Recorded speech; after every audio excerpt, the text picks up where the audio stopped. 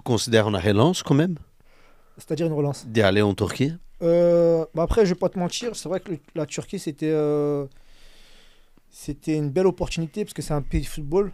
Ils Ouais, vivent aussi beaucoup pour le football, mais aussi le côté financier. C'est vrai qu'ils attirent les joueurs avec ce côté financier. ouais. C'est vrai que les salaires, c'est pas les mêmes.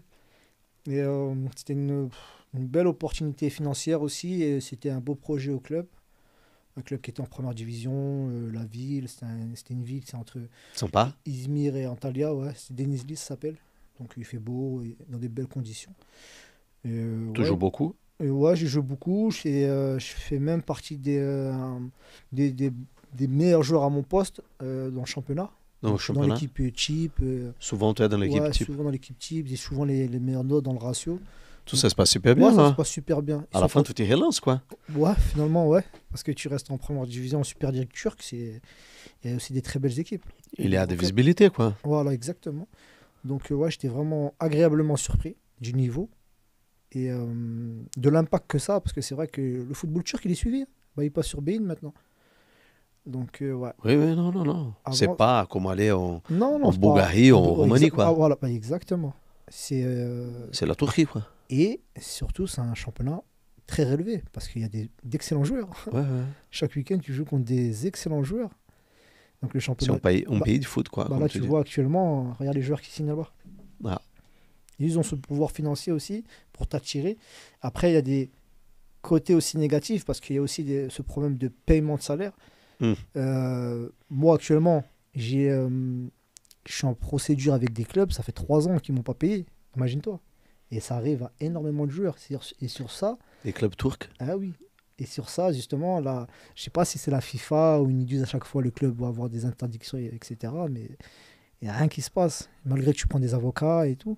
Mais c'est ce côté négatif de la Turquie. Les problèmes de paiement. Et ça. Et donc, tu n'étais pas payé au premier club que tu as passé? Enfin, j'ai été payé, mais il y a beaucoup de salaires impayés. Et moi, comme je suis resté 3 ans, j'ai fait quasiment, pratiquement plus d'1 an. J'ai 1 an et demi de salaire facile là-bas à récupérer. Donc ça représente beaucoup d'argent quand tu signes un gros contrat. Et là, on te dit la FIFA va faire ci, va faire ça. Et, ouais. Donc il y a des côtés positifs.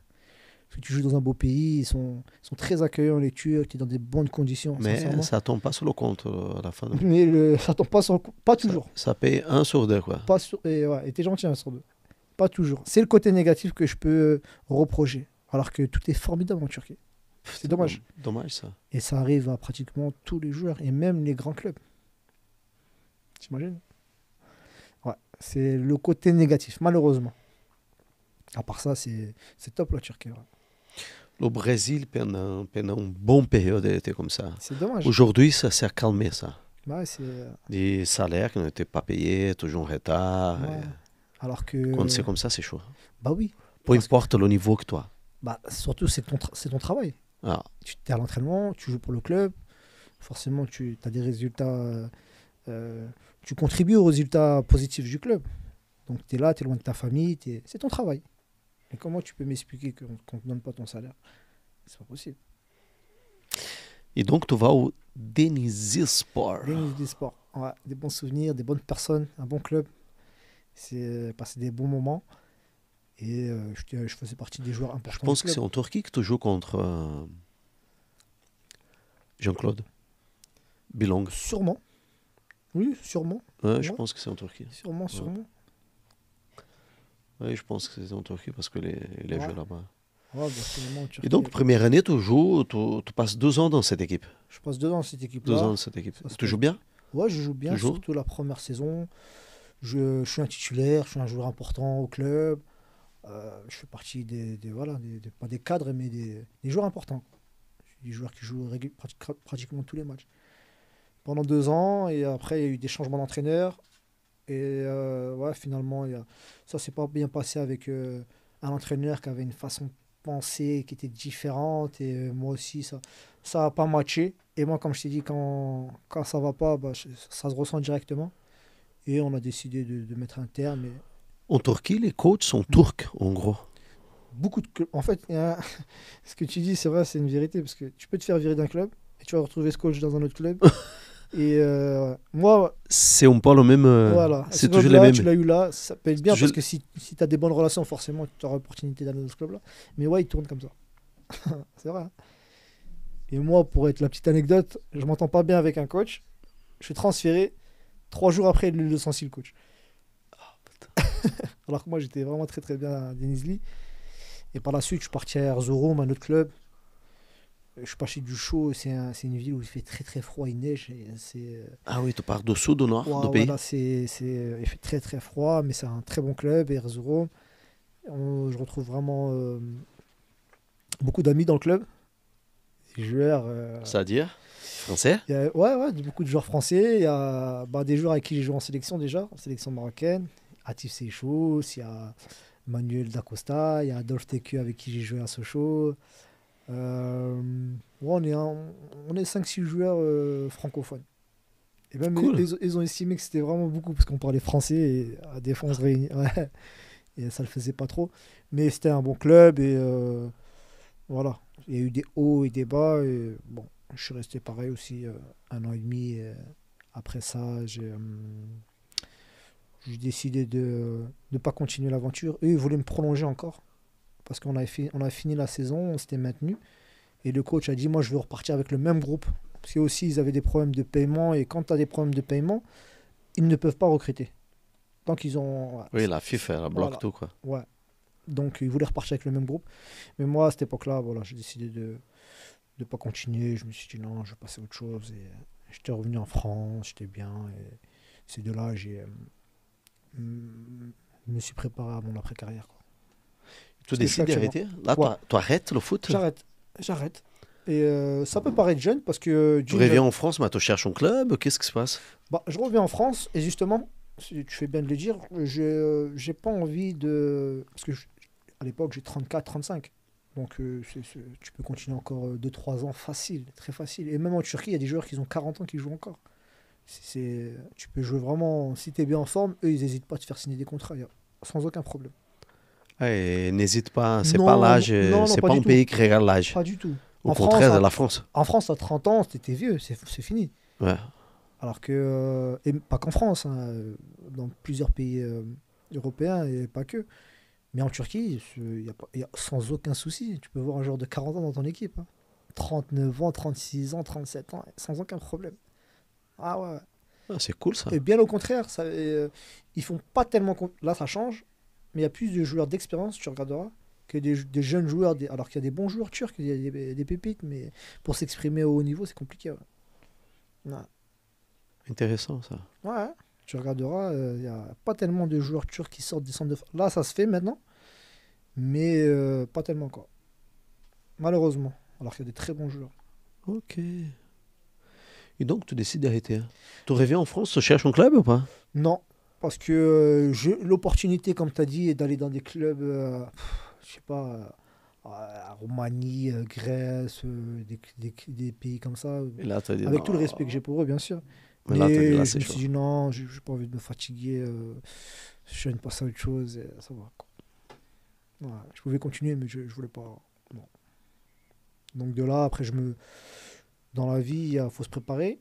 Comme on a dit, si t'as pas fait le nécessaire à l'école auparavant, bah forcément, une fois que tu as fini ta carrière, il faut s'insérer Il dans faut se la vie rattraper. et ouais, se rattraper, exactement. Donc j'avais décidé de me former, d'être diplômé. Si t'es pas formé, t'es pas diplômé, comment tu vas faire? C'est compliqué.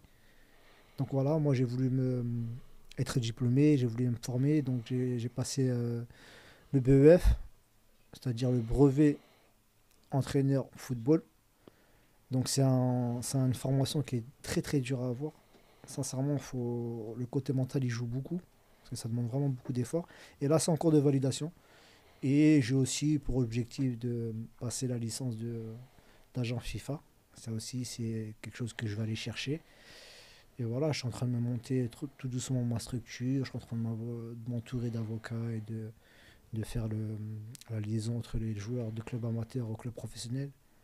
Voilà. À niveau de diplôme, tu vas t'arrêter au BOF? On verra parce que ça prend beaucoup de temps. Parce que je pense que tu peux envisager Ouais, le plus haut niveau. Non? il y a le BEF, il y a le DES, Mm. tu peux continuer, mais ça demande vraiment beaucoup de temps. Et on verra. Mais pour le moment, j'ai cet objectif-là déjà de le valider. C'est en cours de validation. Une fois que ça sera fait, bah, j'aimerais bien avoir ma licence d'agent. Donc ça va être la deuxième étape. Et ensuite, on verra. Je m'offre beaucoup d'opportunités. Ouais. Tu as décidé, tu as pensé à ta post-carrière Mm.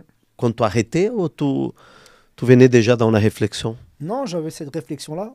C'est vrai que j'y pensais, parce que je me suis dit, ça va arriver. Et faut se préparer, parce que si tu restes dans le fait accompli, tu perds beaucoup de temps. Mm. Tu perds du temps, et tu es là. Mm. Et moi, je peux pas rester comme ça, inactif, à rien faire, c'est pas possible. Surtout que la chance que j'ai, c'est de pouvoir rester dans le milieu du football, parce que je voulais pas faire quelque chose d'autre. Et c'est des choses qui me plaisent. Le fait de transmettre, euh, tout ce que j'ai appris, la façon de voir le football. Bah, quand tu as joué que en France ou que en Angleterre ou que dans un pays, tu as fait qu'une carrière dans un pays, tu n'as qu'une façon de penser ou de voir le football. Moi, j'ai eu la chance la richesse plutôt de pouvoir connaître vraiment plusieurs cultures, plusieurs façons de jouer au football. Les Brésiliens, ils ne pensent pas à jouer de la même façon qu'un Anglais, qu'un Espagnol. C'est totalement différent. Pô, tu as joué en France, Mm. en Espagne, en Italie, en Angleterre, au Portugal et en Turquie.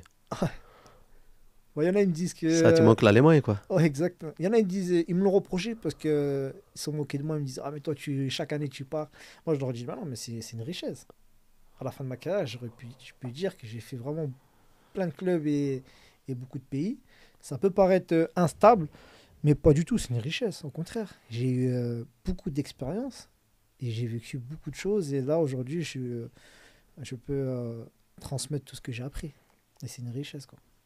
Oui, et moi, je dis toujours, je me souviens pas quel joueur. Oui, c'était Wesley Ngobaeng qui a passé au podcast et qu'aujourd'hui, il y a la causerie, Ouais. qui c'est un réseau dans la reconversion des joueurs. Et il dit toujours, la richesse qu'on a, c'est notre réseau. Et toi, que tu as tourné tous ces pays, les coachs, les joueurs que tu as côtoyés, les dirigeants, tu as vraiment Ouais. incarné et il faut bien travailler ça. Ouais, mais c'est pour ça, tu peux faire beaucoup de clubs, mais c'est l'image que tu as laissée au club aussi. Ah oui, bien Si tu n'as pas sûr. laissé si t'as laissé une mauvaise image, forcément, Oui. les portes ils vont être fermées pour toi. Moi, la chance que j'ai aujourd'hui, c'est que partout où j'ai été, j'ai eu des bonnes relations. Je suis parti dans de bons termes, à part peut-être le club anglais, qui était un peu en Mm. froid et un peu en Mm. clash. Mais à part ça, j'ai toujours eu une belle image et j'ai toujours été respectueux. Ça s'est toujours bien passé avec moi. Et forcément, quand ça se passe comme ça, par la suite, c'est plus facile.